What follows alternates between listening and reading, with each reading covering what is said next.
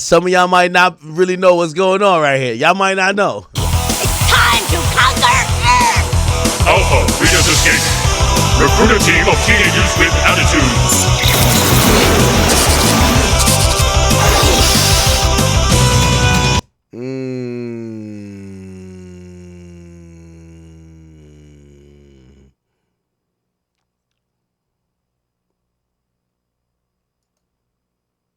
Now, if we want to get serious, this is when we start really getting into our bag. This was me right here. See, I'm going to lose y'all. It's okay. I love y'all. It's okay. Even if right now, if you 17, you good. Yo, gang, you good. This is what we got right here. Let me tell you this, man. Yo, I went home after, I was super drunk, but I went home after the show we did. Man, I dreamt all about the show we did. And I really kind of, not really cried because I was trying not to be emotional, but I was just like, damn, we came a long way. And the reason why I said that, when I did our meet and greets, and shout out to all y'all for the meet and greets, I heard story after story of everybody say, yo, Ak, man, I was listening to you when I was 16. I'm 28 now. Yo, Ak, I listened to you before I had kids. My boy Snapper told me that. He said, yo, Ak, you know I've been listening to you before I had the kids and a family. I got kids and family now. So I know we grew up together. And this is why, I troll y'all about the age shit, because I know it don't matter for us. My age don't matter because y'all are growing too. I love y'all. We're all growing. With age come wisdom, experience, and we all have a shared message and shared core thing we all fuck with. But I ain't gonna lie. This might be the GOAT. I don't know if this is a popular theme song, though, but y'all know what this is.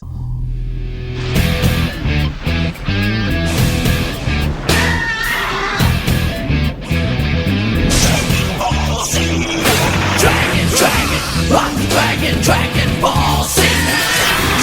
Dragon, rock, dragon, come,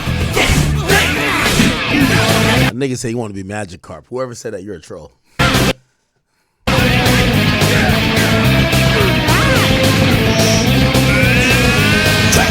Who's your favorite character out of this? It was never Goku. He was too nice.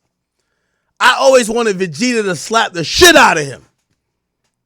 But Goku, because he was so good, he became Super Saiyan 3 and 4 before everybody else. I wanted niggas to slap the shit. And then the fusion started, and then we get to, all them niggas Cell, Frieza. I ain't gonna lie, Majin Buu.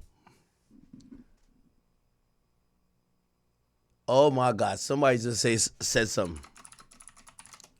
Oh, I got even one better. I got one better. Y'all don't know nothing about this. It's okay. Mama had a chicken. Mama had a cow. Dad was proud. He didn't care how.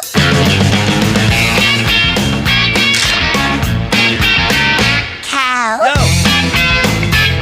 It's okay, chat. You don't know. I know. I'm on the King Akademiks chat right now. They look confused. What is this? When is Diddy getting back on the screen? It's okay. Chat.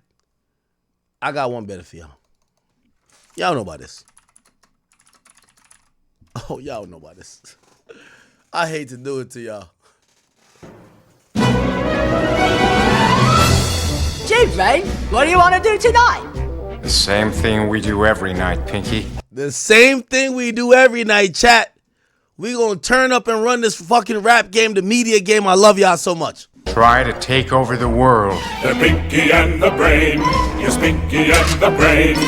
One is a genius, the other's insane. They're laboratory mice. Their genes have been sliced. They're Pinky and the Brain. Oh, man. It's okay. We might have not grew up in the same era. I'm a little versatile.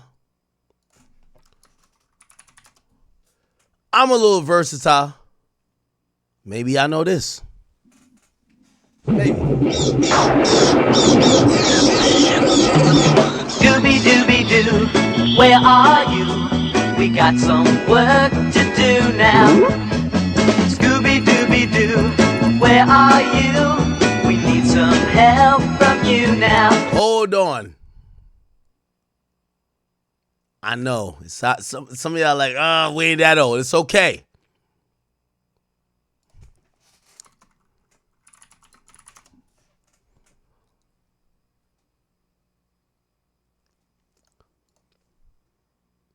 My OGs would probably know this.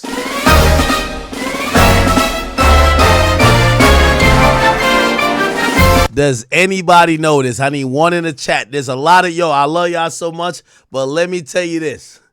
Who know this?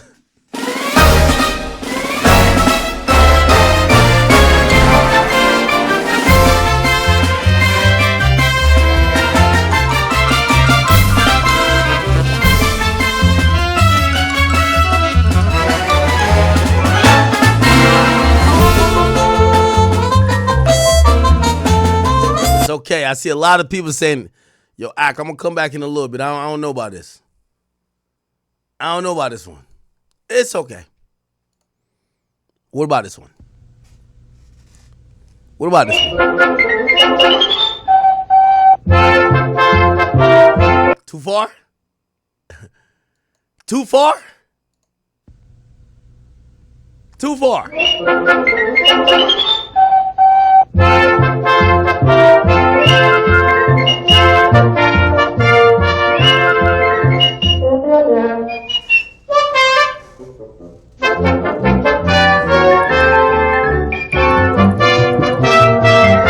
It's okay. I know some of y'all be like, what is he talking about? Hold up. People say, nah, Ak, you're doing too much. We don't know what this is. It's okay. I'm looking at the chat.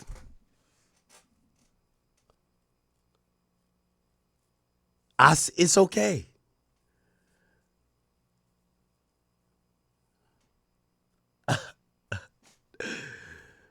Why somebody just say this? You know nobody don't know this fucking song. These niggas are kids. We gonna seem dumb old. We gonna seem dumb old for you.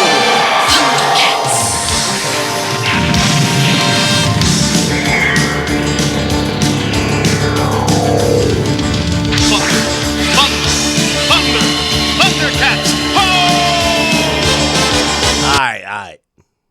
Y'all done turned us all into 40-year-olds now. Y'all done turned us all into 40-year-olds now.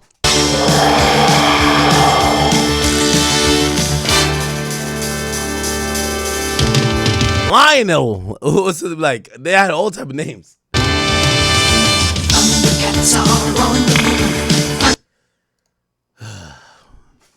You know what? Maybe some of y'all would know this. I get it. We're going too far back. Maybe.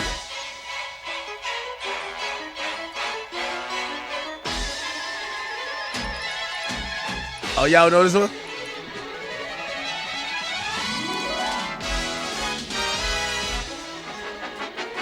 It's okay.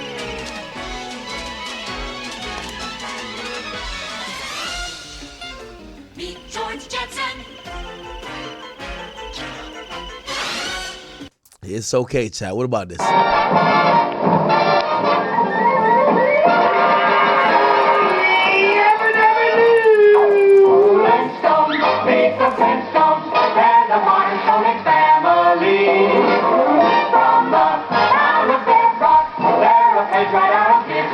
Okay. I see the complaints. It's an act. Look at it. It says 16 years ago. I'm 17. That was a year after I was born. It's okay. Maybe they'll know this one. No, this one's older. Okay. Who was alive when this shit was running? Not reruns. Real talk. I wasn't alive. Was that? No. Why is it? They gave me a year. I don't know if that's when it came out. Let's see if y'all know it. Let's see if y'all know it.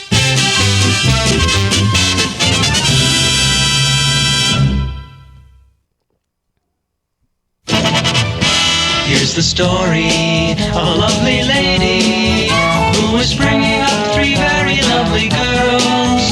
All of them had hair of gold, like their mother, the youngest one in curls. Okay, I see. I went too far back. Hold up real quick. Fire! Wind! Water! Heart! Go planet! By your powers combined, I am Captain Planet! Captain Planet, he's our hero. Gonna take pollution down to zero. He's our powers magnified.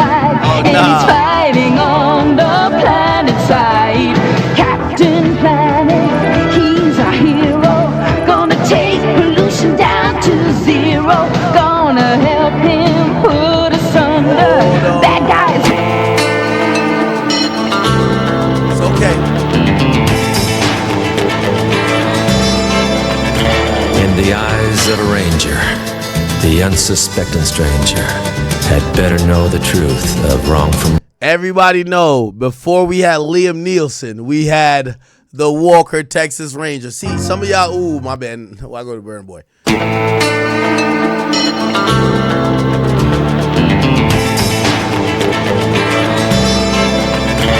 the eyes of a ranger, the unsuspecting stranger had better know the truth of wrong from right.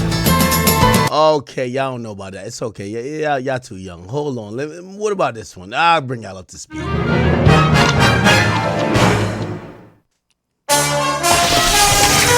Fight the criminal, chase the bad guys. Say the world, fly to the sky.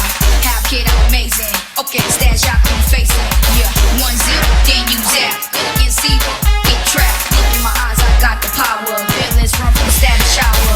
Superhero, static shock. Superhero. It's okay. I know. Yeah, that's a little bit past y'all time. I think y'all. This one though. Hold on. What about this one? Maybe I know. Fight the criminal, chase the bad no. guys. Say the world, fly to the sky. Have kid. Wait, no, we didn't.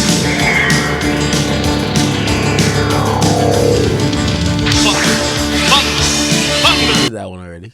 Holy. Now we ain't gonna do Matlock. I see it. Ed and Eddie. It's okay. I'll give you this.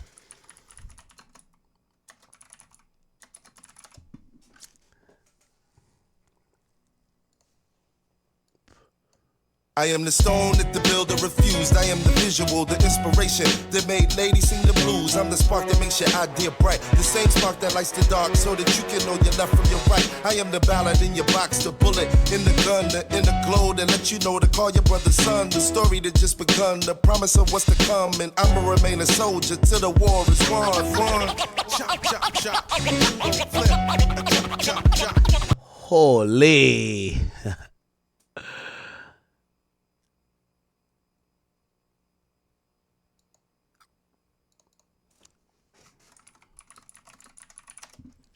All right, y'all got me my bag. Chat, give me 5 more minutes and then we're getting back to the shit. Give me 5 more minutes. Y'all gotta name the show. Name the show. 5 more minutes. And what is it you always say to him? Go home, Roger. Go home, Roger. Go home, Roger. Nothing. Okay, y'all gotta name the show.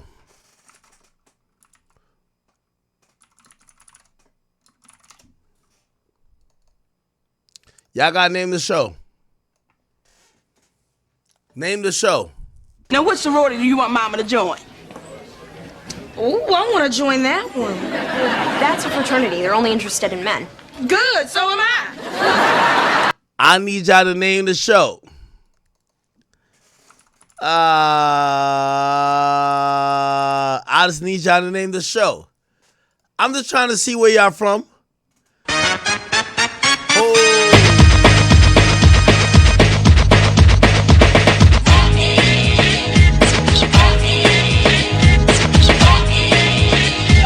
Okay, Shanae.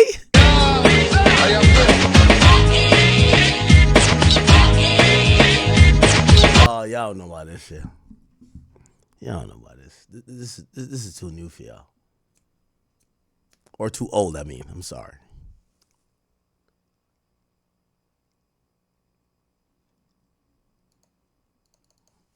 Y'all should know this one.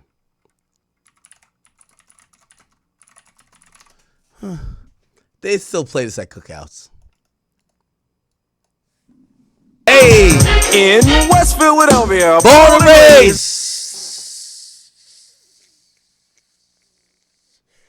In West Philadelphia, born and raised. This I'm giving you. Oh, I don't see nobody got it. I knew y'all niggas wasn't on that. It's okay. I'll say it one more time. In West Philadelphia, born and raised. It's okay. It's okay. It's okay. It's okay. Don't worry.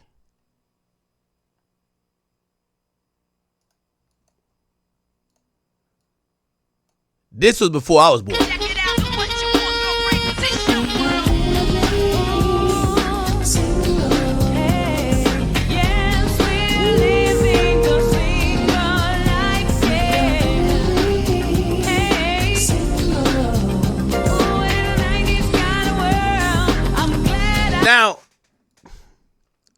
I'm going to be honest with you. I'm one of those people, I just touched down out of Jamaica. By the way, I'm getting deported, so I'm going back. I'm going back. I can't wait to go back. My mama is in the ICE tent now, according to Tasha K. When I showed up, if my mama could have watched me because she was working 3 jobs, I was what they call a Nickelodeon baby. So songs and shows like this, I knew very well. I don't know if you know. Fresh out the box. Stop, look and watch. Y'all don't know about this one, man. Oh my God.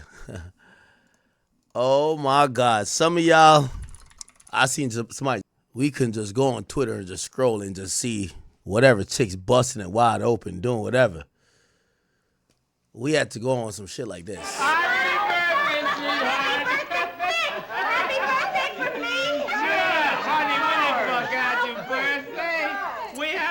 Shout out to my nigga AD on the check-in. AD, we got a fitness off, me and you.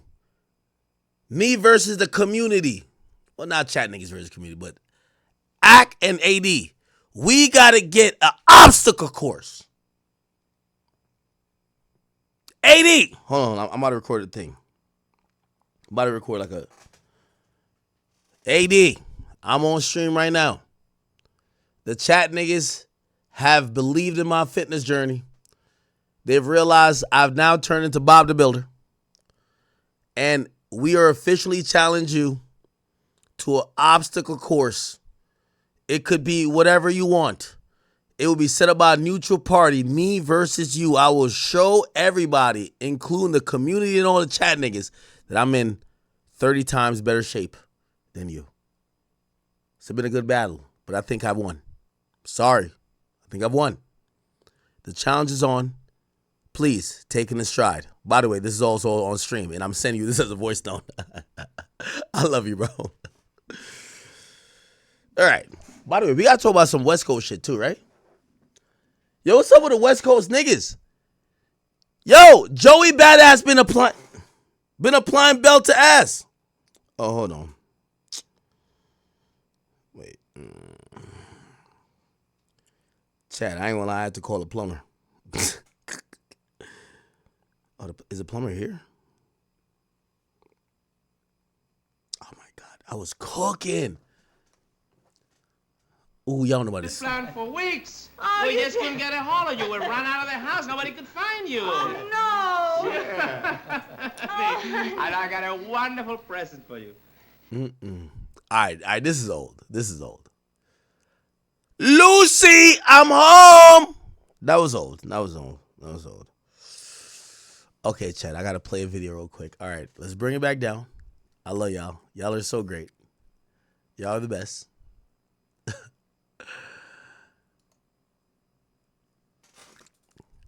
The King Akademiks page was on shit. Like, they were like, what is this? When are we getting back to Cassie and Diddy? The Academy page? Real niggas. I was watching Kick In R Block. They was going in. Hold up real quick. So anyway, you want me to tell you what's going on with the crib? You know I'm doing mad construction. They're going to be like, why'd you call me, nigga? You got like $300,000 worth of like equipment up in this bitch. So this is the basement. I got 2 other floors, right? When I take a shower in my master bedroom, somehow it's leaking. And I don't know if it's leaking because, so I have two toilets like removed. Cause I'm like, I have a bathroom, it's gonna be all black. So I'm tiling it like marble, all black, and then the toilet is all black. It's a new toilet. But I don't have the toilet installed yet. And then I have the other toilet uninstalled. So anyway, I didn't do nothing to the pipes. Now when I take a shower in my main bathroom, when the water is going down or with the waste or whatever, the water comes down, and this is like the bottom level. It comes down over there, and I usually have Prince's cage like close by, and I don't know what it is. So bro, I ain't got time for it. I would never hit somebody up to come, because I wanted to do everything with my house myself, but this is too much. Water, my house, I'm good. All right, so hold on, I gotta deal with this plumber. Let me play. Here we go. S. Okay. Okay, we watch it. Then there's this one. Yo, chat. Which show is this? Welcome to Good Burger, home of the Good Burger. Can I take your order? Which show is that? Oh my God. I know some of y'all be like, yo, you definitely uncle mentioning these shows. Fuck out of here. That's unk status. You're right.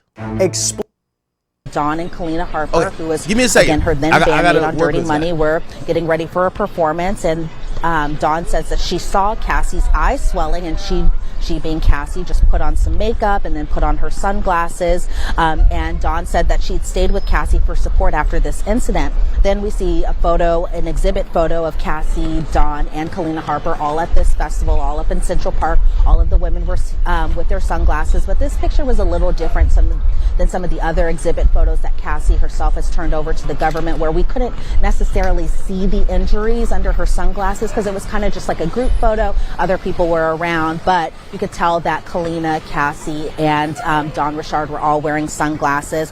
And she was asked, why are you guys all wearing sunglasses? And Dawn responded, it was in solidarity of Cassie, essentially.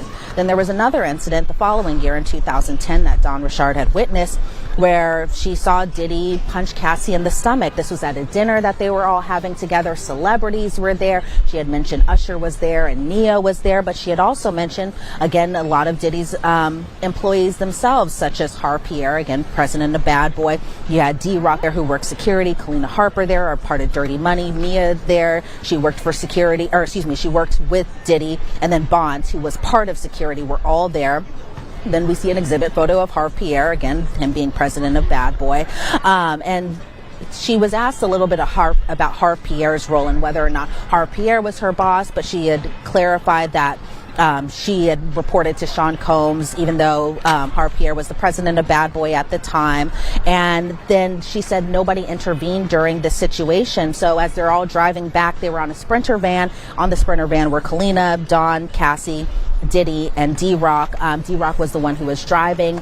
And that Cassie actually confronted Diddy about punching her in the stomach, essentially saying that it was embarrassing that he had did this in front of other people. And Dawn Richard recalled Diddy slapping Cassie in the mouth, and that Cassie just looked out of the window for the rest of the ride. Dawn Richard was asked specifically questions about Cassie's career, as far as that Cassie just wanted to do more in career, says that Dawn supported this, and that she even offered to write songs for Cassie during this, but that Diddy just didn't like that Kalina Harper and Dawn Richard were essentially talking to Cassie. Diddy had told Cassie when Diddy's ready, then that's when they could work on Cassie's career. And so I could see where the prosecution was kind of going with this, as far as asking Dawn Richard these types of questions, kind of painting the picture that Cassie had no other choice but to continue on living this type of life. The fucking plumber, I was trying to bring him the other way because I had the door locked. That nigga seen Pluto. Pluto looked like he was about to jump on him. He's like, no, I'm good. I'm straight. So I got to go open some other doors. So give me a second, chat. Keep listening to this. Give me a second. People don't like working at my house. I just got too many dogs, and they are all killers. Hold up. Knowing that her career was kind of in the hands of Diddy. So I could see kind of where they were going with this. But Dawn Richard recalled one specific moment where Diddy told her that he didn't like that Kalina and Dawn were speaking to Cassie. He said something along the lines of, stay the F out of my relationship. You mother effers don't know real work. And so Dawn had said just kind of how Diddy was just so kind of mean to them when speaking with them.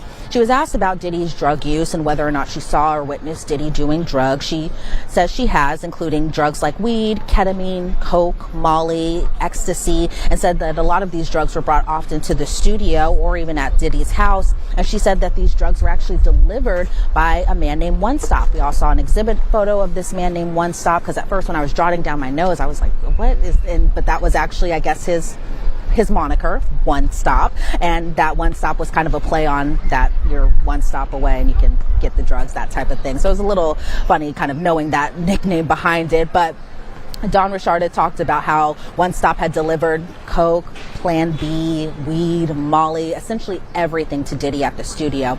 And Dawn had said that she saw Diddy put drugs in his Louis Vuitton pouch, something that other people have testified to, something that when the HSI agent had testified on Friday that we had seen inside Diddy's room when he was arrested, and Dawn said that Diddy would carry drugs in this Louis Vuitton pouch, and he would carry these drugs domestically and internationally. She was asked, did you observe Diddy give drugs to Kalina and possibly Cassie too? And she said that she did. She was asked about weapons, whether or not Diddy had weapons on him while he was in the studio. She said she did see Diddy with a handgun in the studio around the 2009-2010 time frame. He normally would carry this handgun in his lower waist or even his back. He would even carry this gun to the club as well too, but D-Rock and Bonds also carried guns for Diddy because they worked security. So then towards the end of her testimony, she was asked a little bit about why she parted ways with Diddy, and said that she continued to even stay in contact with Diddy after parting ways. Dawn said that if she didn't pick up the phone, the phone situation, that he would just call and call and call, and if no one was answering, then he'd get assistants to call. Dawn said she experienced that for herself, where she said that his assistants and management would call her if she wasn't answering Diddy's calls himself.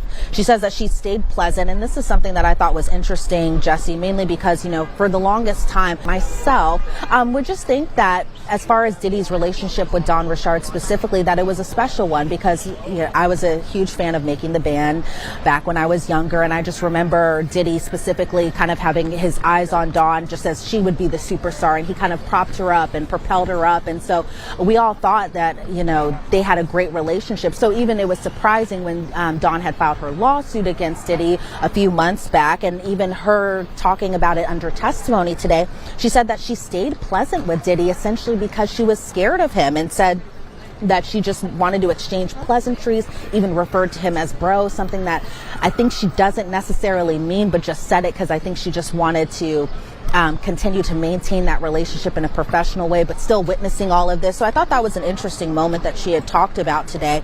She said that she didn't disclose the violence because she was told not to disclose this by Diddy and as well as even Harve Pierre.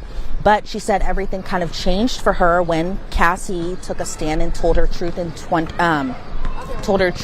and that was Cassie filing her lawsuit. Obviously, everything kind of happened afterwards. And then she said that she, being Dawn, referred to her lawsuit specifically as something that referred to herself, as far as just all the allegations that she put in, because a lot of the allegations she put in her civil claim just weren't necessarily talked about during her testimony today, especially under direct. But she says that this lawsuit is still pending, and she says she's not aware of any type of settlement in the case so far.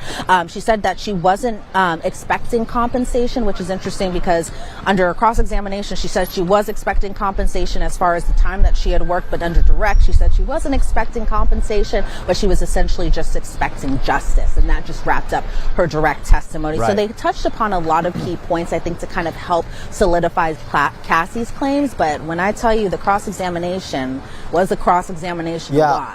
It definitely was. So I was taking notes of what you were saying, and a couple things here. Yes, so she filed her own lawsuit, if I remember correctly, accusing Diddy of groping her, imprisoning her, threatening her life. I think when she tried to intervene, you're right, there were aspects of that weren't a part of her direct examination. By the way, when we did the lunchtime show on Law and Crimes YouTube, I remember at least one of the questions we got from our viewers was, how come this wasn't brought up? How come this wasn't brought up? And it seemed it was very specific. So for me, from a legal point of view, I think she did a couple of things, right? So obviously she corroborated Cassandra Ventura Fine's account that she was physically abused, but that is doubled down by the video, the 2016 video, the photographs of Cassandra Ventura Fine's alleged injuries, other witness testimony, her testimony that she was physically abused. But I think what she also did very well, or at least I think what the prosecution was trying to assert, why she didn't come forward. Why didn't she speak out? Why didn't she confront Diddy? Though that is very consistent with why Cassandra Ventura arguably didn't leave the relationship or go to the authorities or speak out. The power, the influence, the threats, those are key factors that the jury has to consider. And when you talk about the guns and you talk about the violence, that goes to the means and the methods of the racketeering charge. So the prosecution has said that he is operating this criminal enterprise, that it was engaged in a pattern of illegal conduct, and that he would use violence and intimidation and his resources and his assistance and his power to silence people and to commit these crimes and to cover it up, which is, by the way, why I think it's so important that Dawn Richard talked about how there were assistants involved, their security, and saw what was going on but did nothing. So it seems that her testimony not only helped or tried to corroborate Cassandra Ventura's account, but also tied in and tried to prove some of the elements of racketeering. And by the way, talking about the drugs, that could go to the predicate crime. So remember, racketeering, the prosecution has to prove at least 2 underlying crimes. There's forced labor, there's drug trafficking, there's sex trafficking, obstruction, bribery, arson. You talk about the drugs, you could see how that might tie into that. Now, let's talk about the cross-examination, okay? I thought that this was quite notable from what I was reading on the notes, but obviously the notes don't serve justice because you were in the courtroom to see all the cross-examination. So, A, who did the cross-examination of Dawn Richard, and what were the highlights of the cross-examination? Well, a lot of us were initially thinking that it was going to be Mark Agnifilo doing the cross-examination because on Friday he was the one posing all the objections. But then he clarified with the judge earlier today outside of the presence of the jury that it wasn't going to be Mark Agnifilo doing the questioning. It's actually going to be Nicole Westmoreland. And she was somebody who would come onto the Diddy defense team a little later on, pretty close to trial essentially. But a lot of us may know her because she had previously represented one of the YSL defendants and she had previously kind of worked with Brian Steele in that capacity. But this was the first time we actually saw her kind of doing her work inside this trial, inside this courtroom. And it was something to see because let me tell you something, Jesse, Nicole Westmoreland, she is a little tiny as far as just her height and her stature, but man, she is mighty and she delivered a mighty cross-examination, let me tell you. So initially when they were first talking to her being Dawn Richard, they were asking her about her lawsuit, of course. They were asking about whether or not she was aware of the motion to dismiss and whether or not that this was a pending matter that she had even known about. And Dawn said that she wasn't aware. She said she wasn't aware of a demand letter. She said, and this was something interesting, that she had filed her suit in September of 2024, which was just a few weeks, from my understanding, before Diddy was even arrested. Then she was asked how many times she had spoken to federal prosecutors. Dawn wasn't necessarily sure about the number.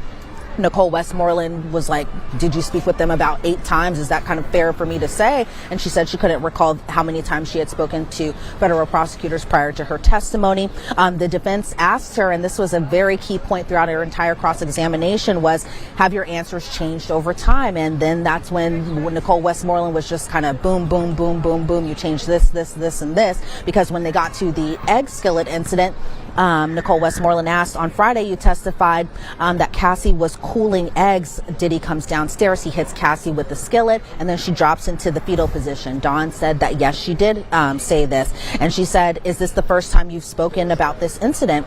And then she said she did speak about this in her civil lawsuit, and she spoke about it with prosecutors, and she's speaking about it during her testimony. And then they brought back the civil lawsuit to talk about it because she claimed in the lawsuit specifically that she didn't see the pan actually hit Cassie during this entire incident. And she, being Nicole Westmoreland, asked, are you aware on your behalf that you heard something but not saw something? Then there was an objection. That objection was sustained.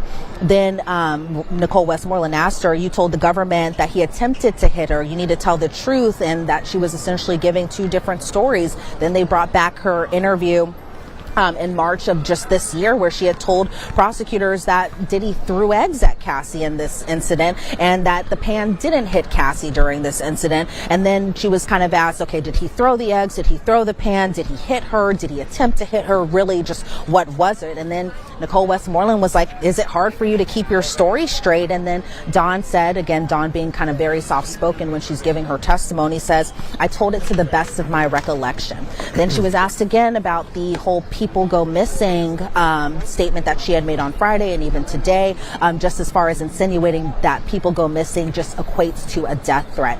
Nicole Westmoreland said, this is not the first time that you explained that incident because you sat down with prosecutors. And then that's when she started going by all these different dates. She's in 2024, Diddy had told Dawn, and this was according to the statements that she had made to federal prosecutors, that this was a passionate argument and that the defense says you didn't tell prosecutors at this time the whole where I'm from people go missing part. Then in the March 18, 2025 interview, this is, I guess, her second interview with federal prosecutors, the defense says that you didn't tell prosecutors about the whole people go missing part. Dawn says, I'm answering the questions as best I can. Then in April, she was asked about the whole egg incident again with federal prosecutors. And again, these conversations that are being had with federal prosecutors aren't with Diddy present, aren't with Diddy's defense attorneys present. And so essentially it's just Dawn and other witnesses meeting with federal prosecutors, essentially going over their statements and what their testimony could look like, that type of thing. But during this April 17th meeting, which was just a few weeks before trial, they spoke about this egg incident again. And Dawn apparently or reportedly didn't bring up this people go missing claim. And she didn't bring this claim up again until May 10th, according to the defense. So the defense was really just kind of like, you need to be honest about this. They were really just saying, why do you have to be, why, if you're not scared that Diddy is there and you're not scared about Diddy's threats, then why weren't you just more forthcoming with prosecutors? Why didn't you bring up these types of incidents? And so they were really just kind of getting her to kind of admit or kind of trip her up there a little bit. Then she was asked about these other incidents, such as the dinner incident with celebrities there. And that's when you start to hear the names of Neo and Usher being present at this incident.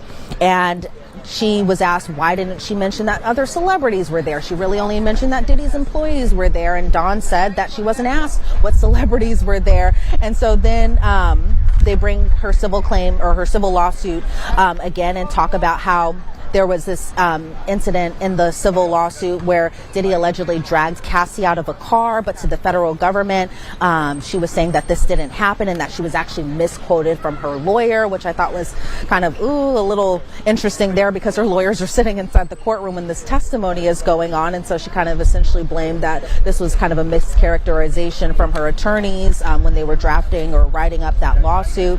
Then she was asked about the Central Park Festival and the whole incident there where Diddy allegedly punched or I believe slapped Cassie in the face. And she was asked, was there a camera crew there? Because they were reportedly filming something during this, and that Dawn was quick to say that this whole incident wouldn't be on video and that they weren't actually filming in the bathroom. So whatever camera crew was present didn't capture just, I guess, the interaction between Cassie, Kalina, and Dawn Richard inside this bathroom. And so at one point I thought they were going to bring up the video inside the courtroom, but we didn't see any type of video, I guess, from this whole day or anything like that. And then she was asked, the defense said she was never alone with Diddy. There was always someone else there, like Kalina Harper. Kalina Harper, I think, kind of pretty interestingly, after Dawn Richard's suit came out, Kalina Harper kind of made this statement, or she did an interview, just essentially kind of denying Dawn's claims that she didn't witness Diddy beat Cassie. And there's been kind of a lot of hiccups there. So I think as far as Kalina Harper is concerned, I think that it's possibly the defense might use Kalina Harper to kind of dispel what Dawn Richard had to say, maybe possibly as a defense witness, but I'm not 100% sure there, so I just definitely want to point that out there. Then Dawn was asked about the guns and whether or not Diddy's security team brought guns around because they're protecting this mega celebrity, and so of course his bodyguards are going to be carrying guns around. And she was asked, what instances did you see Diddy carry these guns? And she said that she saw one incident at the studio in New York, another incident here in New York, another incident at Diddy's house, also in New York. And Dawn said that she never saw Diddy wave a gun around or load it or put bullets in it. But she just reaffirmed that she did see Diddy with a gun. Then she was asked about drugs, kind of going piece by piece about kind of dispelling her her testimony under direct there. But she was asked, was there ever a time that you pretended to do drugs? And Dawn said that she did. Then she had testified today she saw Diddy do cocaine, but didn't tell this to prosecutors during her October interview. And during her October interview, according to the defense, she never said that she saw Diddy do any type of cocaine. And Dawn admitted during this time, because really Nicole Westmoreland was really just kind of like poking every hole that she really needed to poke here. Dawn admitted that over time her story has changed because overall these events happened so long ago, and I think that kind of worked into her favor as far as why she wasn't recalling some of these. You know, we're talking about 2008, 2009, it's 2025, and I think she was kind of, you know, essentially saying that this was a long time ago, and so that's why kind of her memory has been a little back and forth there. She was asked about One Stop, and then when they were referring to One Stop, again, this being this alleged drug dealer that would bring Diddy drugs to the studio, she was asked who gave payment to One Stop, and she being Dawn told the government that she never saw anyone give payment to One Stop, and so there was kind of that, and so that was another moment where it was just like, oof. But as far as just the threats that Dawn says that she had went through, she said that she had felt scared just during her time working with Diddy, that she departed with Bad Boy in 2011, and the defense says that she being Dawn Richard actually asked Diddy to come back because she wanted to work with him again. And the defense says that there was times that Dawn herself initiated communications with Diddy on several occasions, even though Dawn was allegedly scared of Diddy. And so then they were talking about Dawn Richard's career overall, just how they sold hundreds of thousands of records with Danity Kane, something I think was interesting that they had talked about, because given that Aubrey O'Day, one of her former bandmates, had talked about how much they all got for publishing, essentially that being $300, something that Dawn didn't talk about during her testimony today, but just something, for our viewers to kind of understand that the defense was trying to paint it as they sold hundreds of thousands of records, they got a claim, all this stuff, but then in the back of their mind, they really didn't get much money from their actual deal working with Diddy. But the defense talked about how Diddy didn't even want to sign Dawn Richard as a solo artist, but that Dawn continued to reach out to Diddy even again as late as 2020, 2021. The defense claims that Dawn was angry about the dismantling of the group. I think they were referring to either both Danity Kane and Dirty Money, or just Dirty Money itself, but Dawn essentially said that she was saddened by the whole situation. She was asked about Cassie's lawsuit as well, too, and said that, did you file your lawsuit shortly after Cassie filed her suit? And she said yes, which I think was kind of a little misleading there, because it wasn't really directly after that Dawn Richard filed her lawsuit. It was almost a year after that she had filed her suit, but I think probably to the jury they might think, oh, Cassie filed her suit, Dawn filed her suit right after, and that essentially they just are after money from this mogul who has a lot of money, and that Dawn said that she wanted to file her suit to get compensation for her work, essentially something different that she had told under direct, where she had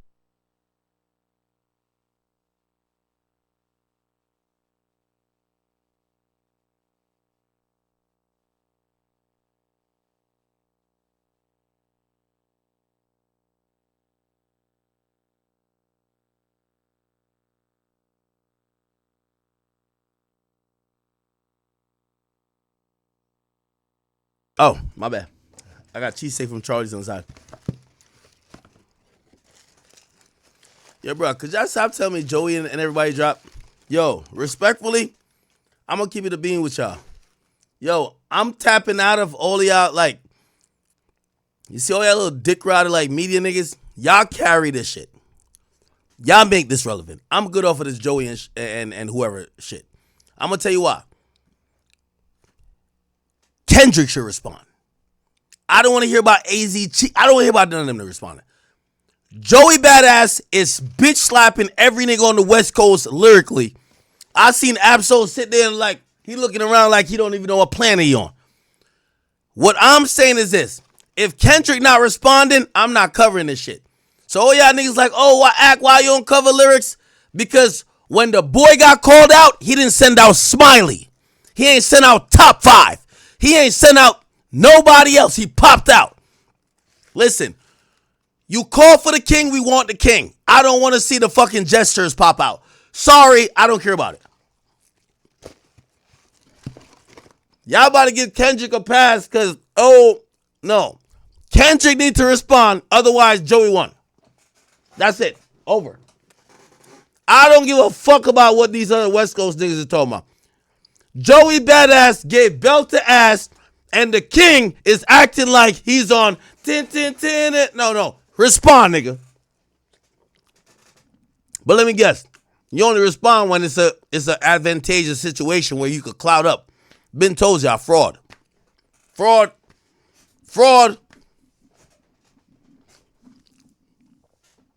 If Kendrick don't when Drake was the nigga, let me not even call him bum ass, but bum ass motherfucking Pusha T said he wanted smoke. Drake stepped up for smoke.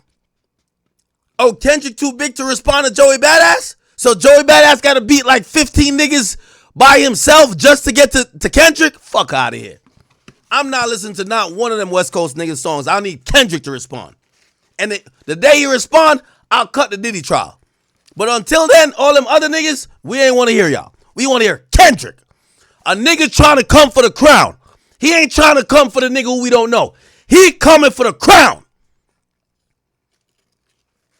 If Kendrick not responding, I don't care.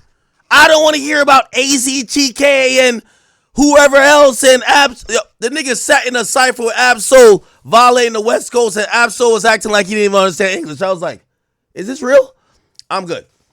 Kendrick, you pop out and show niggas. I need you to pop out and show niggas because you was definitely down when it was Drake. But don't let me find out that you only pop out. I always hated this about Control. He dropped Control, never responded to nobody. Yeah, the big dogs didn't respond to it, but you had mad people who responded to it. You had the Meeks, you had other people. He want to beef with them. He ain't want to rap battle with them. Because a nigga only rap battle when he think he could gain something. He number one now. He don't want to rap battle no more. So if Kendrick not responding, I don't give a fuck about what y'all got going on. Joey, you won. It's over. West Coast, y'all all lost. Yeah, he beat y'all 1v15. If y'all savior won't respond, it's over. I don't give a fuck. Joey, you won. Y'all can send out all the TDE bots. None of y'all niggas popped out when Drake was going against Kendrick because y'all know Kendrick, that was his shit. That nigga's trying to get the top title. He trying to go at Kendrick. He ain't trying to go at no motherfucking Absol. They pick and choose. They make up rules. I don't like it. I ain't covering no type of battle until Kendrick pop out. If Kendrick give that nigga half a bar, you will see me do a whole stream. Until then, I don't give a fuck what these other niggas. Because here's the thing. Joey Badass, you giving these niggas a whooping of their lifetime. You're applying belt to ass. I'm about to call Joey Badass the king of the West. That's a fact. Belt whooping. This is how it is. Yo, Joey from New York. Y'all LA niggas don't get froggy. Y'all niggas never really been like that with New York niggas. Like, we not talking about Toronto niggas. We talking about, yo, Joey's, he not calling for help. He not tagging the 5 niggas. He's slapping up all 15 of y'all niggas because y'all hero won't come out and play. Your hero's still on a victory lap. We don't want to, so I don't care about talking about it. I'm going to talk about Diddy.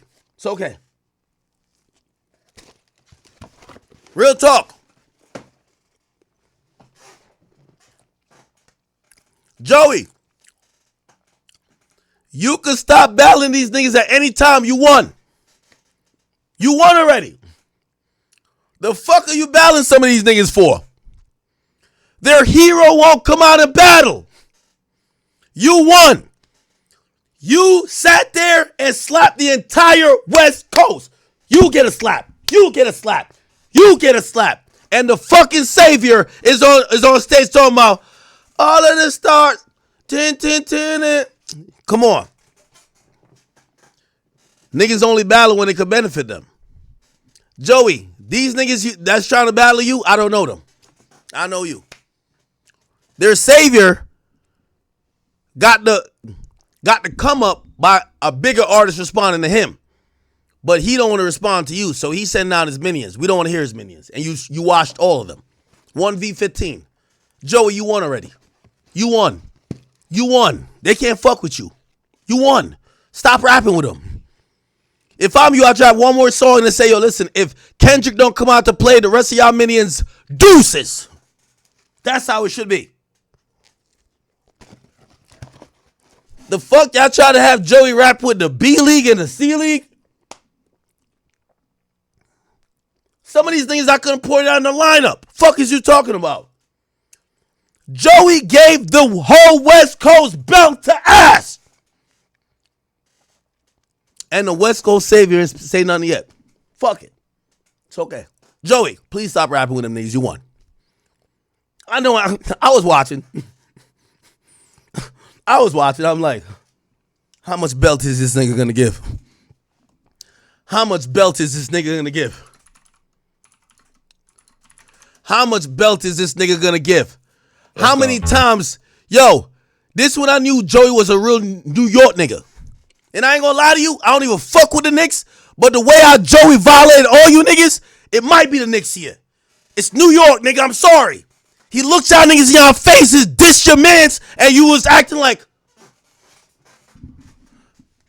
Sending they troops at the general, but I'm the one who absolute. They obsolete, can't compete cause I'm too elite. Trying to spark a match, but they simply lacking the heat. Blasphemy, I don't need no one to blaspheme. Charge it to the end, call that shit a catastrophe. This ruler's back, they been trying to measure up. Look, my name ain't Rick, but y'all niggas can't do no not like us shit with a New York nigga. New York's the Mecca. New York is the Mecca. Y'all can't do that not like us fuck shit with the New York nigga.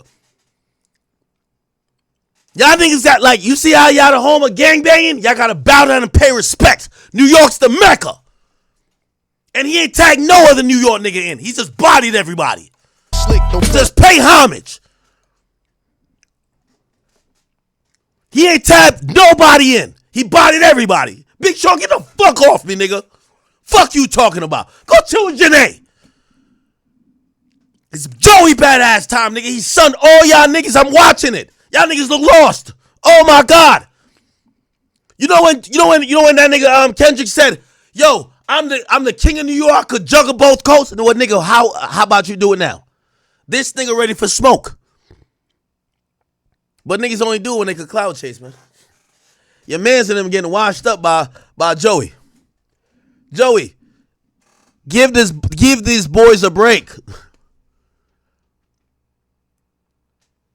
The man don't want to see you. He trying to send his YNs. He don't want to see you, Joey.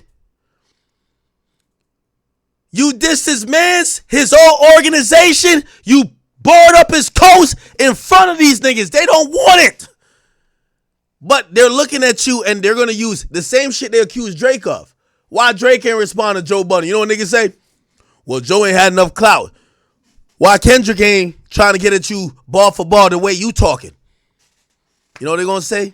He ain't on Kendrick's level. Same shit I keep telling y'all. These niggas the same. Niggas just wanted the top spot. If it's all about the sport, you going to let Joey Badass give the entire coast belt to ass?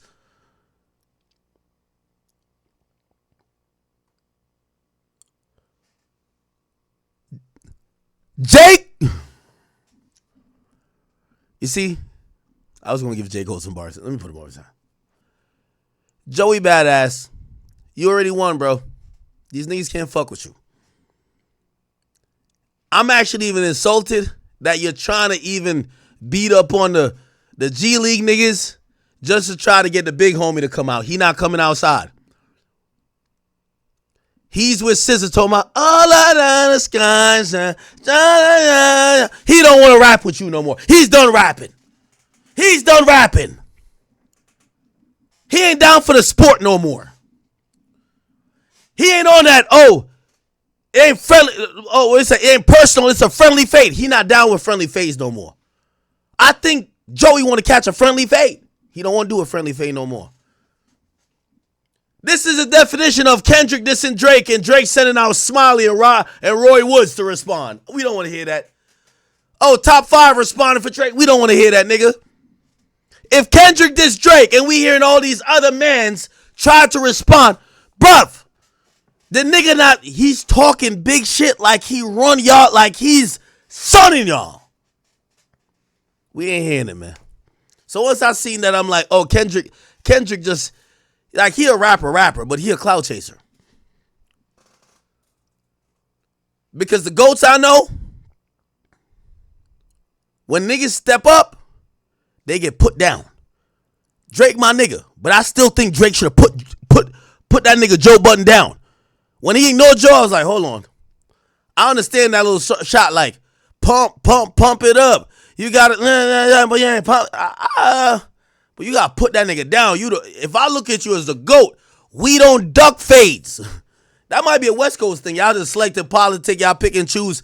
Y'all. So when it's Drake, it's all hands on deck. When it's Joey Badass giving belt to ass, oh, we ain't see what's going on. He not relevant. Is he on the billboards? What is he doing? Where's his numbers? How many streams this month? Huh? Selective politic, and I ain't with it, man. Joey, you won. And I'm yo, Big Sean, get the fuck off that nigga, man. Get the fuck off him, man, because you had mad chances to get in the mix. I like Joey's energy right now. That's just New York. Joey's energy is New York. I don't even like the Knicks, but the Knicks is giving belt to ass on some New York shit.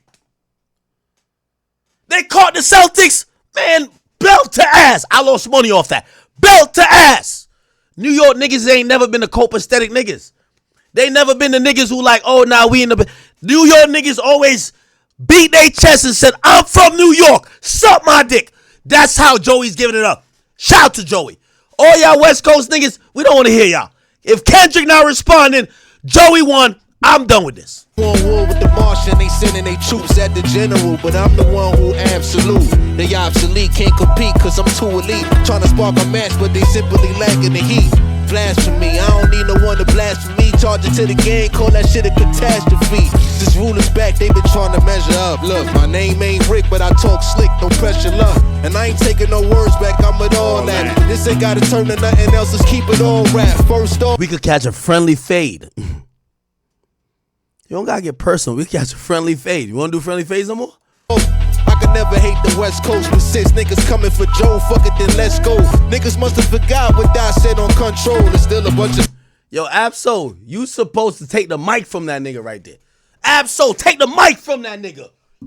He talking about your mans, what he said on Control. You heard what he said, this get back.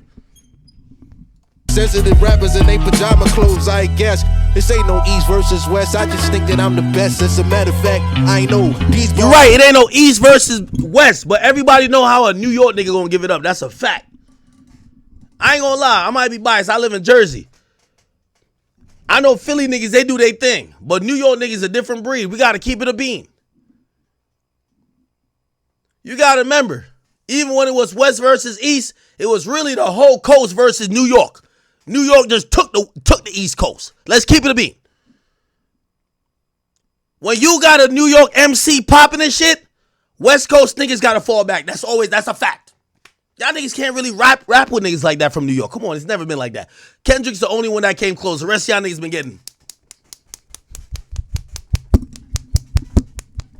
belt to ass, straight up.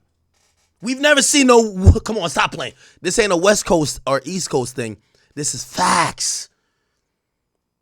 I'm telling y'all, Joey's giving y'all belt to ass. Now we trying to figure out who's gonna come step up. Y'all lead over there. He looking at y'all like, oh, y'all can't be my predecessor because y'all can't even handle this nigga. He done beat like, how many niggas he done spanked out over the West Coast? Joey's giving belt to ass. He's a prime belt to ass. I'm saying, Joey, at this point, I'm begging you, stop. If Kendrick don't pop out, stop. They're about to send Bronny James at you. They're about to send the G League niggas at you. They can't handle you. And their leader is acting like he don't see it. Selective politicking. Oh, I got to be on Twitter saying it's day one of Kendrick not responding to Joey? He don't want to respond. He only respond for clout. Joey gave the whole coast belt to ass. It's New York shit. And listen, I like what he's doing. But Joey, don't let them trick you out. They're going to keep throwing nigga after you. Like, come on. You spanked them out already. You won. Take your dub and go, let's make some good music, brother. You going crazy and all your acting shit. Make some good music. Leave these niggas alone. Their king don't want problems with you. Their king don't want problems with you. What, you gonna beat up on the little homies? We not gonna give you credit for that. Yo, Joey, you from New York. You can't you got some credit for handling your home when they trying to jump you, but at this point you beating up on the little homies over there. The big homie don't want to. You don't want to act like you exist. The big homie acting like he don't know about this.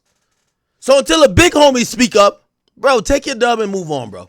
Take your dub and move on. The West Coast, we love y'all and shit like that, but come on, man. Like, Joey just gave y'all some belt to ass lyrically.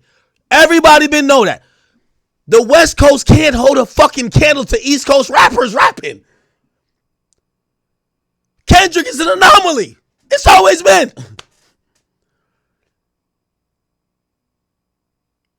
The funny part about it, Joey, he one of the top niggas on the East Coast. But there's a few others that would do the same. They got the same mentality, the same hunger, the same thirst, the same type of fervor. Like, they'll put belt to ass. So again, with all due respect to the West Coast, man, y'all niggas like shut down. Let's keep going to the GNX tour. I'm gonna show up there too.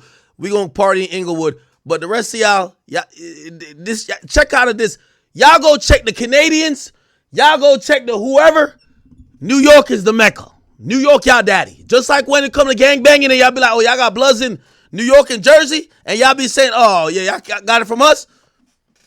New York is the Mecca, gang. It's over. Please, y'all can't fuck with Joey and y'all can't fuck with like about 10 other rappers. I'm sorry. I'm done with my promo or whatever response I had to give to y'all. Chat, if you're wondering why I'm not covering this, because their leaders acting like they don't see this. I don't want to respond or hear who rave on. Like, nah, bruh. You ain't going to out-rap Joey bad. Yo, Joey is going to give you bars. He's barring your entire generation up. He's doing it as a sport. He's been doing this. And to keep it real, he giving you collateral damage bars because he know who he want. He want a nigga that won't respond to him. Because a nigga who respond, he's only a cloud chaser. I seen some shit recently. They said TDE trying to fuck with Joey. That's how much he barring up the whole coast. Y'all should. Joey's nice.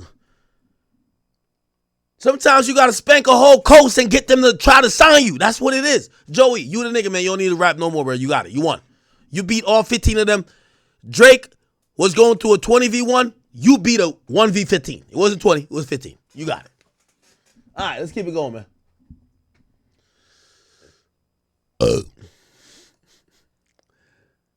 Ooh. Oh, you want me to give you the update on what happened in the house?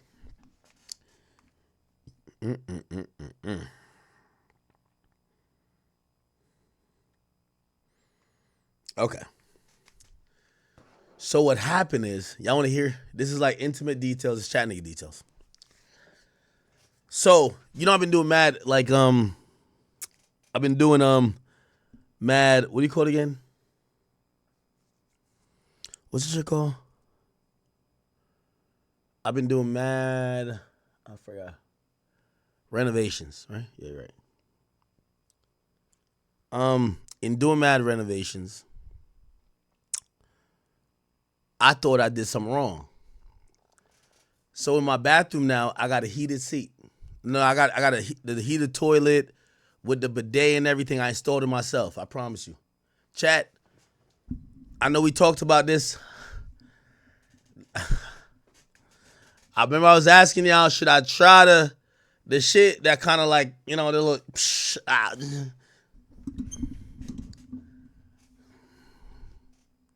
Remember I was asking y'all for y'all opinion?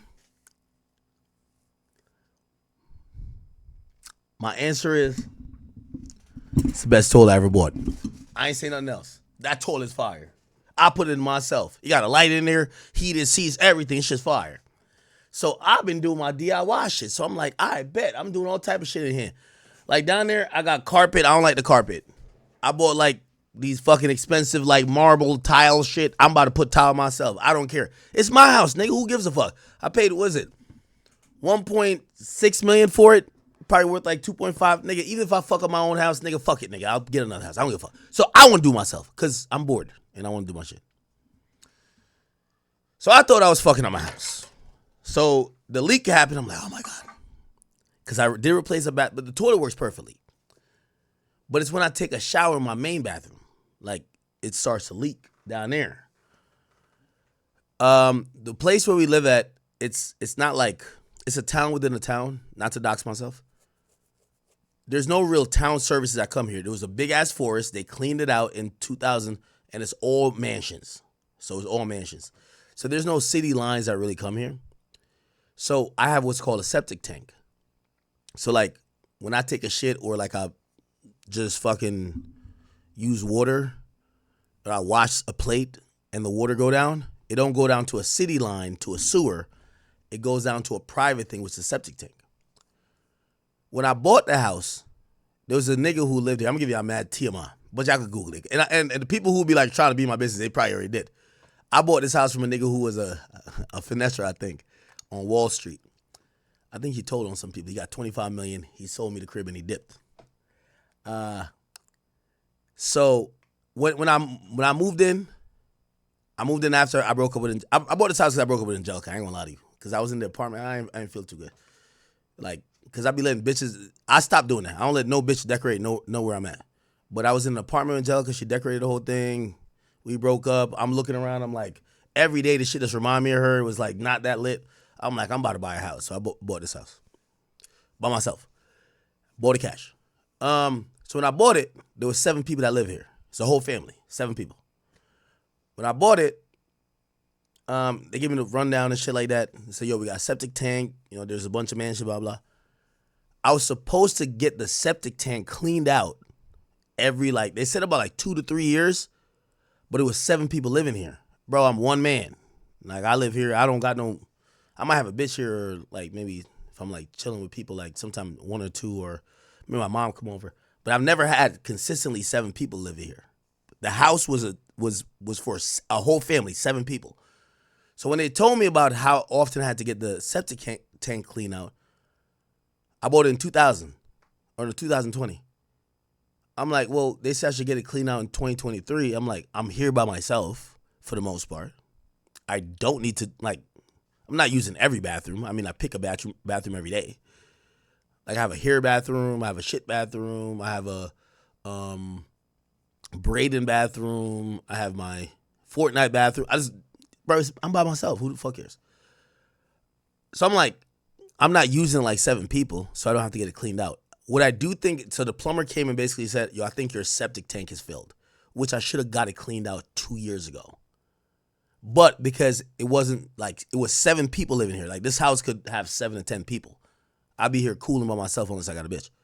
So I never got it cleaned out, and I think it's full. So the dude basically said, yo, based on what we've seen, I think it's full, so you got to get that cleaned out. So essentially, I paid a nigga $100 to come out here, tell me some shit that I need to do, and tomorrow is gonna get cleaned out, and I'll be fine, I think.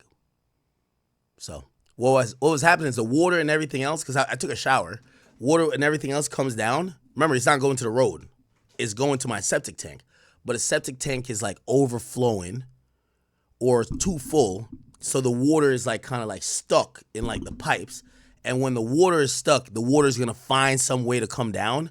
And it'll find the toilet, whether it's on this floor, 3 on the other floor, or 4 on the other floor, and it'll get out. So that's why I was having a leak. So essentially, I know it's TMI. Tomorrow, I'm supposed to have the septic tank, the septic company come clean it out, and hopefully no more problem. So that's it. If you care. Now, my Fortnite bathroom's down here because my Fortnite setup is there. Yo, chat, I'm such a Fortnite head. You shouldn't even know. I'll tell y'all, y'all would think I'm flexing. Okay, cool. All right, let's get back to this shit. Remember, this is about to be over in about 15 minutes or so. So the day today is going to be over in 15 minutes. I'm going to get you caught up real quick. Okay? I'm going to get you caught up. Ooh. I'm going to get you caught up in real quick about what's going on the stand. Okay? And by the way, Snapper, thank you for hitting me up about that. I really thought I had a toilet clogged because that used to happen. I used to invite, like, this is back in the day, I used to invite mad bitches over here. So I used to have, like, never really parties, but I'd be like, y'all invite like 4 or 5 chicks. And them girls was not respecting my house. That's how I don't invite nobody else to my crib. They was not respecting my house. Again, as I said, I got a septic tank. These bitches, like, they come to my house, they trying to do whatever. You know, so they come here, like, they not trying to tell nobody, like, oh, I'm on my thing. So they go in the bathroom, they take out a tampon and flush the shit. That shit was fucking up my whole house, man. It's like, bitch is like, yo, bro, it's okay. Just say you're in your period. Like, don't flush it in my shit. Like, so that cost me a lot of money. But anyway, I know it's TMI, but that didn't happen for a while. But that was fucking up my shit too. Like, niggas was just, or bitches was just coming in here and just flushing tampons. And apparently a tampon, it goes down your pipe. I never knew tampons just soak water up. So now it blocks the whole pipe. Like, the chick don't want to just admit, like, yo, I'm on my period, so I'm good. I can't. She flushed the shit. If she put in the garbage, niggas might see it. She flushed the shit. Fuck up my whole house. So that was happening. By the way, if y'all live in a residential house, unless it's an apartment that you could call a landlord, don't flush tampons. Don't. I'm serious.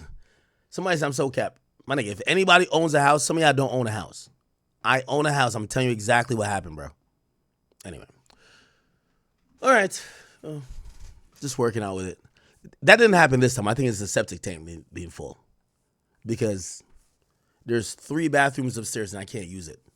They all come down to the same thing, and the water gets stalled and the water starts leaking. So it's the same thing. All right.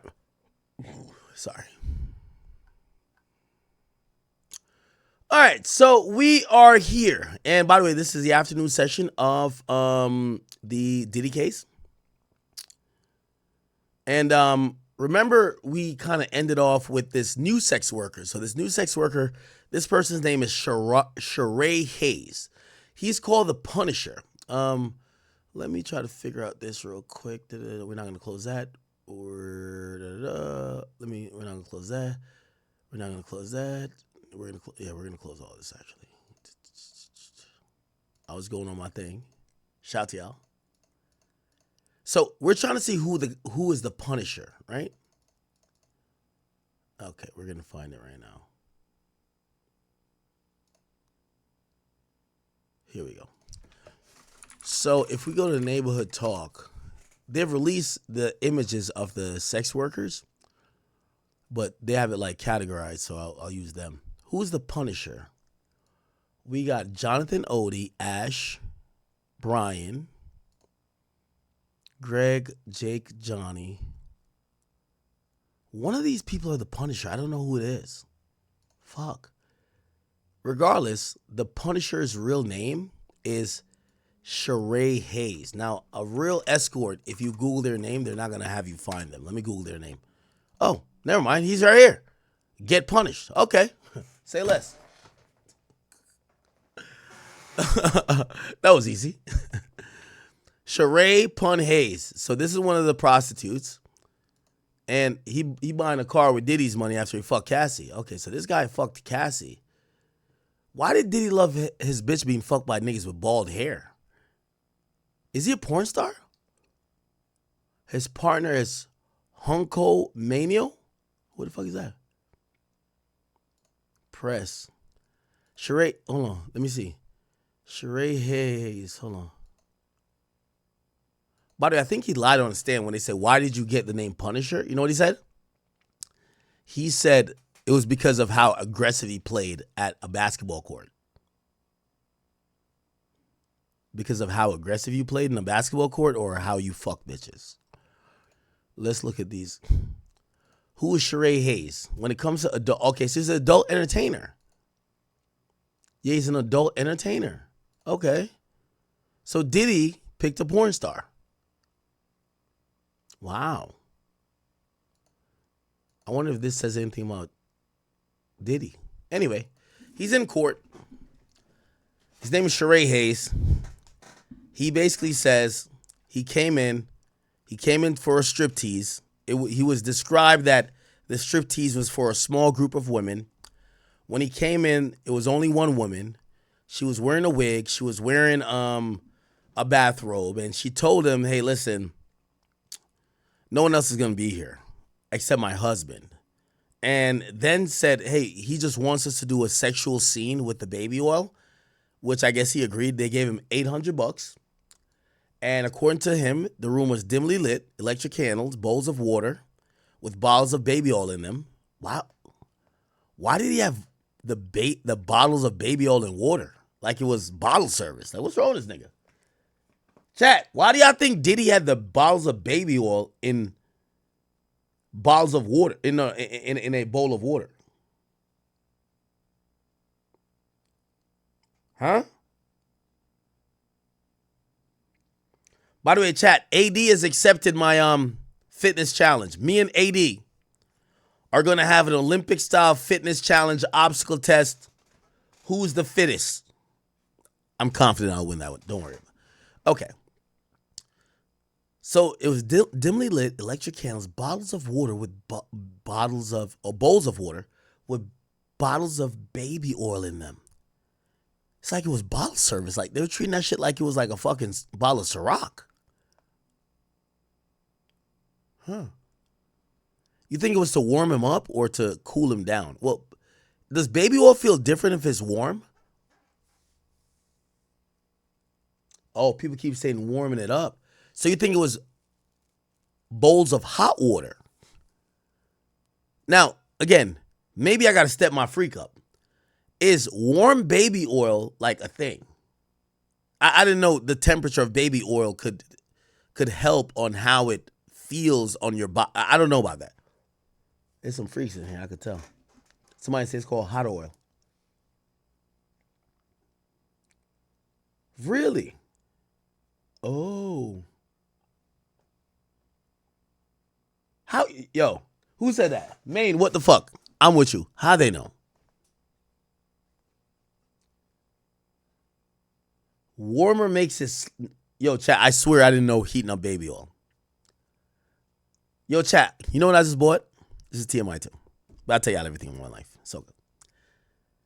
So I'm trying to figure out a room. I'm actually about to build some rooms in here. Well, I'm building a theater room myself. I'm about to do a massage room. No Diddy shit. Just like a massage room. Like a massage and a sauna room. And when I was like, I'm buying all the professional shit, it comes with certain shit that I was like, what the fuck? So there's a thing, it's like, there's a microwave. I bought a microwave that heats up towels. And I'm like, what the fuck? But I guess it's for like a hot towel, right? Then there's a hot oil. No, it's like a bottle. You put the oil bottle in and it heats up the oil. And I'm like, I'm thinking about massages I've ever gotten. I'm like, yeah, they did use like oil that was kind of hot. But I never knew that was a thing like that. Yeah, it's a spa room. That's what I'm trying to do.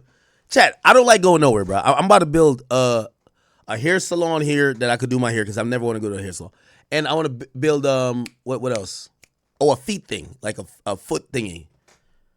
Yo, chat, 7 people used to live in my house, my nigga. I live here by myself. I want to build everything. I never want to leave this house.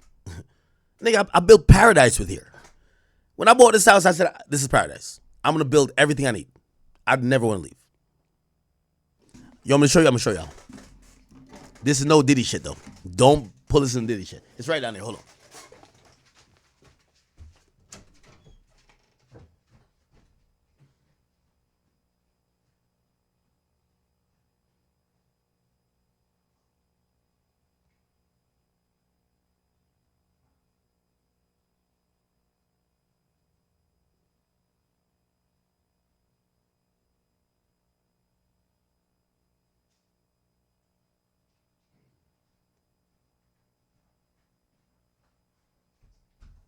Now, I got to give y'all some context. I bought all this shit. Again, I don't leave my house, so I bring everything here. I don't want to go to a funky Chinese spot where them bitches is jerking every nigga off. I want to do everything in my house. So anyway, I bought this shit. Look what it say. So it's a bottle warmer. So now I'm like no Diddy, like. Now look at this. I swear. Watch, somebody gonna make a YouTube video like Act shows off his freak off supplies. It's a regular massages, bro. Like nothing crazy. Massage oil. And then look, there's some shit like this. I don't know what this is. You just go like this. It like massage you. And then this is a shit. Because I got a couples massage before. I promise you. Chat, I'm the person, I'll go somewhere. And then I told you I spent $1 million on Amazon last year. When I go see some shit, I buy everything that I see in the spot. These are supposed to be the hot stones. So you ever get like a hot stone massage? All right, some of y'all broke. It's okay. But yeah, these get heated up and then they get massaged. Like I don't know what you do with them type shit. This isn't freak off shit. This is just like, I'm never going to, listen, I built a gym in my house, which I don't use. I'm building a massage place that I hope I'm going to use. I never want to leave my house, okay? If you ask me if I could be locked in somewhere, lock me in my house. I'll never have to leave. That's always my goal. I don't even know how this works. It's still in the box. It's a massage oil bottle warmer. Shit. Fuck around. What is that? Aromatherapy, relaxing, romantic? Whoa, pause. I don't know. Y'all let me know. Is that the freak off starter kit or like maybe I'm just trying to live rich? I don't know. That's the freak off starter kit? No, I don't have an indoor pool. I have an outdoor pool. But is this a freak off starter kit? It says aphrodisiac. Ooh. I don't got no anal beads and shit like that like Diddy. And I don't got no fucking baby oil. Somebody said that's Diddy-ish. So now we can't get no more massages. It's over, right? So Diddy fucked up massages for all niggas. You know how I was going to build this thing to like get my feet done? Bro, my feet look like Shaq feet right now, bro. Like I be chipping like right now. Watch. This is going to be TMI. Don't look at the camera if you're a chat queen because I love you. And I want you to be attracted to me, low-key. Nigga, I just like peeled this off. This is like dead skin off of my feet. Yo, my feet is crazy.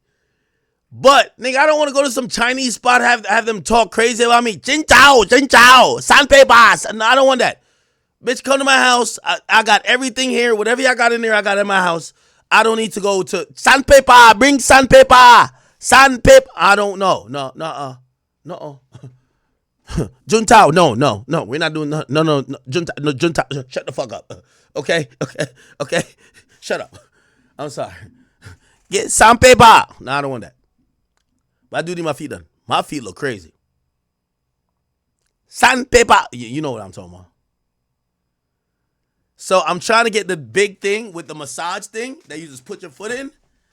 And then I'm trying to find where you can find a thing where you can find the fishes. But I didn't know it's like real fishes, so you got to keep them alive. And I was like, oh, okay. You know the thing where the fish bites your foot? I don't know about that. I'm trying to teach about opulence, chat. Foot, fish, eat, dead skin. Y'all know what I'm talking about. Right here. Yeah, y'all never seen this? This is some real shit. The Fisher-cure, the fish pedicure. But I didn't know I gotta like feed them and shit. I only feed Pluto. I ain't gonna feed no fucking fish to feed on me. What the fuck? With a fish pedicure, they eat dead skin. It look cool, but I'm like, all right, I ain't gonna do all that now.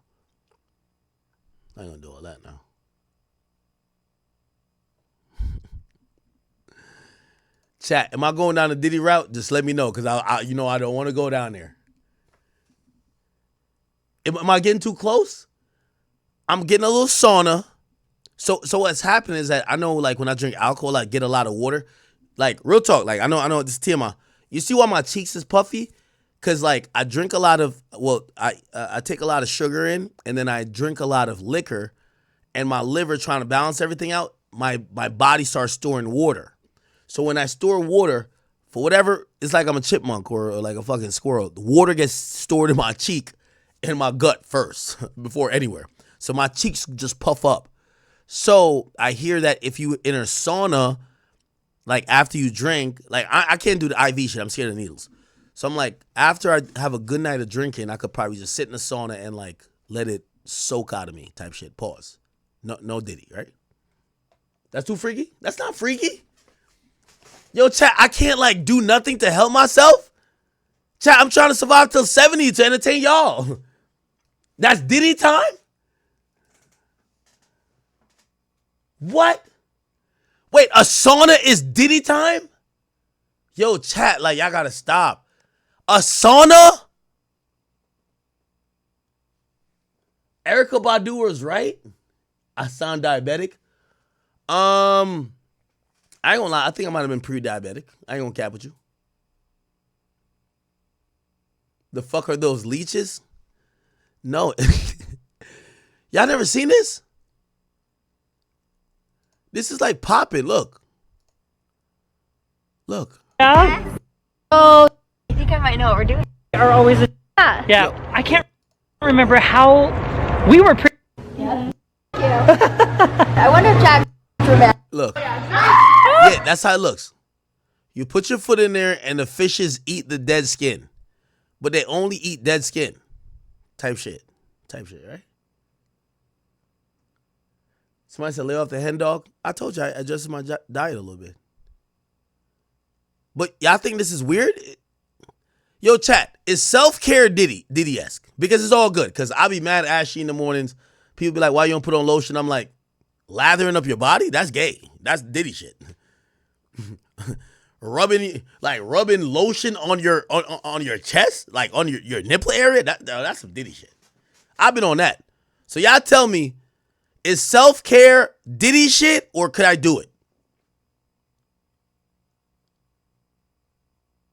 I'm keeping a bean with y'all.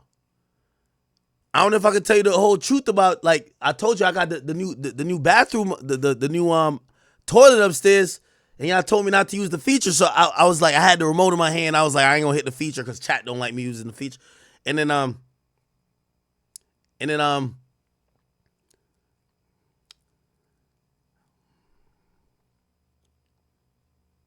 just didn't see the need for toilet paper anymore. I'm just seeing, like, it was just, then I was like, damn, maybe I'm getting to the Diddy-esque shit. Yo, chat, I told y'all, that toilet I bought was the gateway to Diddyism. It was the gateway to Diddyism. All of a sudden, I get up over the toilet, I'm like, nah. Yo, let's hit the little button. I'm like, no, chat, I ain't tell y'all I use the feature yet. I ain't tell y'all. I see some of y'all trying to say I did. I ain't say I did. I'm just saying, like, I had the remote in my hand, and I was like playing with the remote, and it said, like, you want to turn the toilet seat to like 92 degrees, and I said, well, that sounds good. Then I turned to 95, and then 99, and then 102, and then it said, you know what I mean? Do you want to, like, you got two options. There's something called a feminine wash. Now, I'm gonna keep it a bean with you. I didn't know what the feminine wash was. The feminine wash, I guess somehow they triangulate where you're supposed to have that, you know what I mean, that wet. Like, it's for females, that it's gonna hit the pussy, like, after but they got something else. It's called a posterior wash. It's for where they think you're gonna have to, you know what I mean?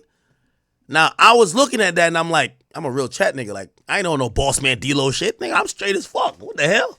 What the helly? So I couldn't, I was contemplating it and I was looking at it and I'm like, so if the feminine wash is gonna hit right where they think the feminine, you know, the wet, the pussy was at, what about the posterior wash? So I read the manual. So I'm on the toilet and I'm reading the manual and they said the posterior is kind of unisex. It gonna hit you right where so I'm there and I'm looking at the button and I think the button looking at me. I'm telling you, this is a fact. And I'm gonna leave the story there. Chad. Yo, y'all stop playing. Yo, who mentioning boss man D-Lo? You heard that nigga say he gonna shoot one of y'all, right?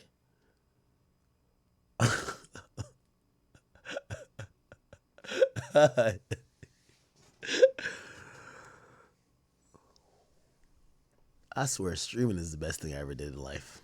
This is so great. I get to just troll y'all and make fun. Nah, I ain't gonna lie though. I'm gonna tell y'all the full story another time. All right. Why are we talking about me? We not here for me. We here for the Diddy case. The fuck? Okay, let's get to it. What the hell? Yo, I'm telling you, why does... You know this is an ad for Twitter, right? Like, yo, Elon, because I'm covering the case, you're serving me up a so gay ad? Look at the ad. So gay. Who doesn't love hot male models on the beach? Nigga, this it's like they're thinking I'm Diddy because I'm reading about the Diddy case. What? Okay. Let's go back, champ. All right. Here we go. Oh, shit. All right, cool. Damn, we ain't get to it. fuck? Okay, here we go. Ooh, we got mad tweets we gotta read. Hold on. We gotta get through this. Hold on, chat. Okay, cool. So, they come back. No, they took another break. What the fuck? So it says she went in. It says, did he come out? So remember, Cassie's like in a wig. She's kind of keeping her head down. She got on the thing, but she's kind of naked under the robe. They pay him $800. She tells him, hey, I'm doing some shit for my husband. Don't look at my husband. They ask her, does the husband come out? The husband's Diddy. Say, yes, he was naked, but I couldn't see his face. I could imagine he was like, ding, ding, ding, ding, ding, ding, ding, ding, ding, ding, ding, ding, ding. Like he probably, you know what I mean, the little Diddy bopped out there and shit. Cool. And he said he was wearing, so Diddy was wearing what a Muslim woman wore, which, by the way, Jules testified to this too. Diddy was wearing a handkerchief below the face, so it's like a handkerchief like covering down here, and he would have a baseball hat on like this. So all you've seen is this. Right? This is what you see. Hold on, I gotta make sure. Yeah. You seen this. Right? Cool. That's what you seen with Diddy. He had a bottle of Astroglide. One thing I gotta give Diddy credit on, man, he didn't believe in chafing at all, man. That boy always had some lubrication, right? AOSA says, how did you recognize the Astroglide? He says, well, I use it. It has a purple top. AOSA says, how did this end? He says, well, she went into the other room with him. When she came back, she asked me if I wanted to finish. I said no. If they were happy, I was happy. She gave me more money. So more than the $800, they gave more money. And I would imagine the money they're giving is like, all right, whatever you just seen here, shut the fuck up if you want more of this. And he said, did you do it again? 8 to 12 times. AUSA says, how'd you end up recognizing her? He says, well, I was a big fan of Mr. Combs and followed him on Instagram. I saw her on it.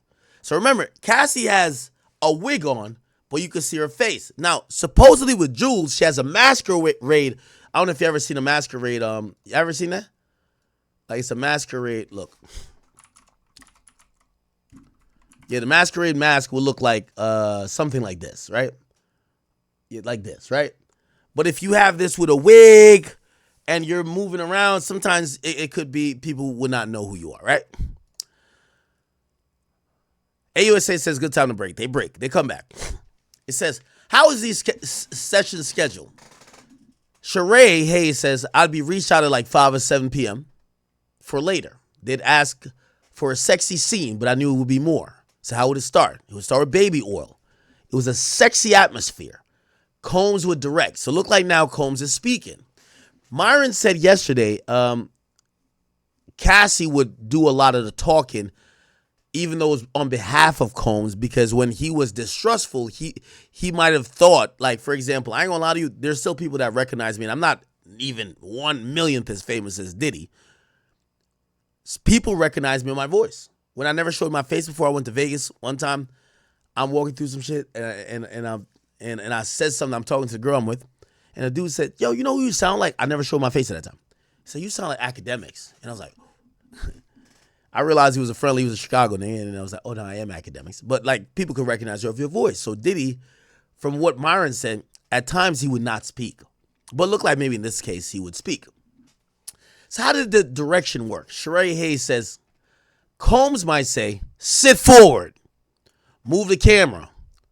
Or he would say what would happen sexually, you know? Like one time during sex, he dropped a stack of money and said, I like this shit. So looked like he was making it rain on the fucking, right? So how much baby oil do you use? Said a lot. We were supposed to be glistening as much as possible. How long would they last? Says for 4 hours, a lot of waiting, maybe 40 minutes or so. I was supposed to finish in a specific spot. So Diddy would tell him, nut on her left nipple, and that had to be where he nutted, right? So then what? He says she would leave with Mr. Combs for 10 to 15 minutes, which, by the way, corroborates the other story that Diddy would instruct the sex scene, have the guy ejaculate. When he ejaculates, usually, you know what he says, a specific spot. We could assume, use real nigga thinking lens, he would ejaculate on her. Then he would whisk her off into a side room, and they didn't know what happened. So maybe he's thinking, oh, they're in the bathroom or he's getting her cleaned up. For what we know now, at the very minimum, he was having her scoop the nut off of her and rubbing it on him, right? By the way, he never saw Combs really do anything like that because he would have said it, right? Okay, he says she'd returned in the bathroom and paid me $2,000 or $1,200 cash. So essentially, they give this guy $800 to start. If he nuts, he gets $2,000 more. So it'd be $2,800. Now, keep in mind, if this is being done multiple times, sometimes these freak offs was 4 days. The sexual session wasn't 4 days, so it would at least be 4 different strippers, right? Let's just do the math. I know it says 2,800 because it's 800 first and then 1,200 to 2,000 afterwards. Let's just average it to say the average is about $2,500 per prostitute per session. If they were having freak offs up to 3 to 4 times, potentially that's $10,000 a week. $10,000 a week times 52. How much is that, chat? Y'all let me know. Well, every 10 is going to be 100,000. So it's going to be $520,000. So he would pay sex workers, but you got to realize Diddy's up millions at this point. So his budget, like we're creating a budget for him, I guess, if we're just extrapolating on his frequency. $500,000 on sex workers. Diddy, he's getting his kink off. He's a billionaire. He's good. Then they ask, did you think that Miss Ventura was enjoying herself? Xavier says objection. Remember. So the Diddy and Cassie situation has been getting freakier and freakier by the day. The more and more I hear about these allegations, Diddy is a freaky man, the king of the freak-offs. And Cassie, you feel me, she was young, vulnerable. But like what Ak said, she could have left. Like, Diddy was not holding her well. You know, this is what's hard for me. Allegedly, Diddy wasn't holding her hostage, but she said on the video that came out in the hotel where he hit her over and drug her back, she was trying to leave one of the freak offs. And Diddy said, oh no, you're not going to leave the freak offs. You got it. Yeah. Wait till the dude, bust a nut, allegedly. Then all over you, then scrape it off, go in the other room and rub it on my nipples. That's what he wanted. It sounds so crazy to say, but that's what Diddy wanted. Like, we seen him in the robe. I thought he was just fresh out the shower, but allegedly he was probably butt naked. I'm surprised there was no baby oil on her or him, or she wiped it off. That's why he was so mad it was no baby oil on.